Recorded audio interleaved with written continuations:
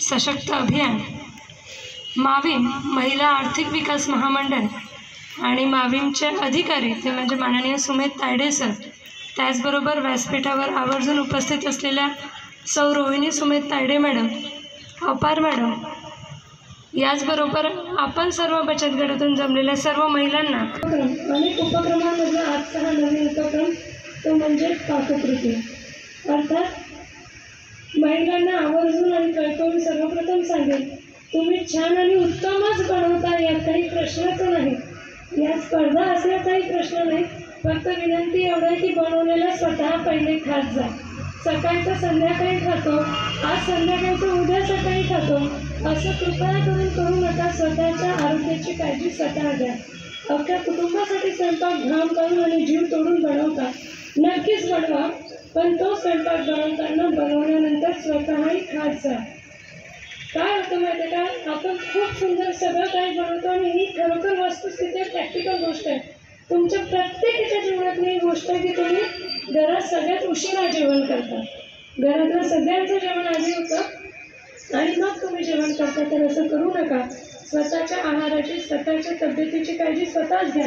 तुम्ही आत्ता सांगितलं माविममुळे आम्ही घराच्या बाहेर आलो, घराच्या बाहेर आल्यामुळे एक वेगळी एनर्जी, वेगळा कॉन्फिडन्स, वेगळा आत्मविश्वास तुमच्या प्रत्येकीमध्ये निर्माण झाला. कारण आर्थिक सशक्तीकरण, आर्थिक सबलीकरण, प्रत्येकजण स्वतःच्या पायावर या माविममुळे उभे राहतं. ही नक्कीच महाराष्ट्र शासनाची माविम अधिकारी बुलढाणे यांच्यासाठी खरोखर अभिमानाची गोष्ट आहे. एवढी घामघाम मेहनत करणारे सर्वच अधिकारी यांचंही यश आहे की महिला सांगतायत की हो, आम्हाला एक मोठी प्रेरणा मिळाली, आम्ही घराच्या बाहेर आलो आणि आता आम्ही व्यवहार करून आर्थिक सशक्तीकरणाकडे जातोय, आर्थिकदृष्ट्या सक्षम होतोय. पण हे सक्षम होत असताना तुमच्या आहाराची काळजी तुम्ही घेतली पाहिजे. त्याची संकल्पना प्रत्येकाने बनवलेली डिश, त्यामागची काहीतरी एक संकल्पना घेतली, काहीतरी कडधान्य असतील, काहीतरी पालेभाज्या असतील, हे सगळं वापरून आपण सगळं छान बनवलं. पण हे छान बनवलेलं खात जा. पण हे खाताना आता योगायोगानं मला डॉक्टर म्हणून त्यांनी इथे बोलवलंच आहे आणि मी आहे दाताची डॉक्टर. जागरण रोडला म्हणजे खाण्याची सुरुवातच आमच्यापासून होते, कारण जोपर्यंत दात चांगले नाही ना तोपर्यंत तुम्ही खाऊ शकत नाही. पण होत आहे काय, जांभरून रोडला स्वामीराम डेंटल क्लिनिक म्हणून दवाखाना चालवते. अगदी पंजाब काश्मीर हॉटेलच्या बाजूला बस स्टँडच्या जवळ दवाखाना आहे. पण भरपूर वेळा महिला पुरुष दोन्ही वयोगटातून वहिनी रुग्ण येताना असं आढळून येतं की पुरुषांचं थोडंसं दुखलं ना तिथे दवाखान्यात येतात, एकटे येतात, उपचार करून घरी चालले जातात.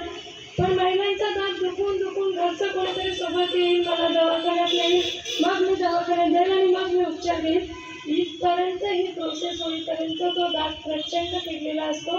ते दुखणं खूप वेळा घरी सहन केलेलं असतं आणि मग तो दात काढून टाकण्याची वेळ येते. किंवा महिलांचं म्हणणं असतं पटकन दात काढून टाका आणि आम्हाला घरी जाऊ द्या, आम्हाला घरची कामं करायचे. तुम्ही कितीही सुंदर बनवलं तरी खाऊ शकणार नाही. त्यामुळे आरोग्याची काळजी घ्यायची सुरुवात जर होत असेल तर ती आमच्या दातापासून होते. त्यामुळे दातांची योग्य ती काळजी घ्या. जास्त वेळ दात घासू नका, कमी वेळही दात घासू नका. रोज 2 ते 4 मिनटं दात घासा. सर्व बाजूने योग्य दात घासा. साध्या टूथपेस्टने दात घासा. खेडेगावांमध्ये भरपूर वेळ आढळून येतं निंबाची काडी, कोळसा, नस याने आपण कशाने तरी दात घासतो आणि दातांची घसाई जास्त होते. पद्धतीनं दात घासा. त्याचबरोबर हेडीतून येणारं रक्त हा नेहमी आमच्या रुग्णांमध्ये आम्हाला जास्त प्रमाणात दिसून येणारा आजार आहे. आपल्या डोळ्यातून रक्त आलं आणि हातापायातून रक्त आलं की आपण लगेच दवाखान्यात जातो, पण हेडीतून रक्त आल्यावर आपण अंगावर सहन करतो. असं होऊ देऊ नका. हेडीतून रक्त येणे, हेडी सुजणे, हेडी फुगणे, दात दुखणे यासाठी त्वरित दवाखान्यात या. मशीननी दात साफ करून घ्या. गरज भासल्यास बाकीचेही उपचार घ्या, पण अंगावर दुखणं कोणतंच काढू नका. याचबरोबर महिलांचा कार्यक्रम आहे म्हणून आवर्जून सांगेल, आपल्या हिमोग्लोबिनचं प्रमाण नेहमी वर्षातून एकदा तरी चेक करा. त्यासाठी बऱ्याच महिलांनी इथे बीटाचा वापर केलेला आहे, कॅल्शियमसाठी दुधाचा वापर केला आहे, ते सांगितलं आहे. याच पद्धतीनं आपल्या आहाराकडे आपलं लक्ष ठेवा आणि संपूर्ण आहार योग्य ठेवून आपल्या तब्येतीची काळजी घ्या. मासिक पाळीमध्ये होणारे त्रास आणि वेदना यासाठीही गरज भासल्यास डॉक्टरांना अवश्य भेटा.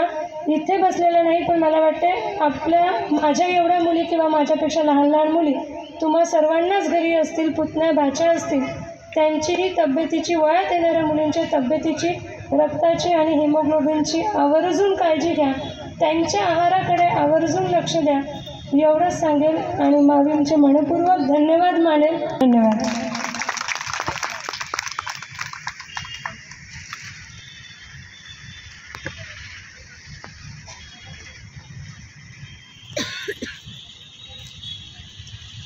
Thank you madam. यानंतर आपल्या योजनांविषयी माहिती सांगतील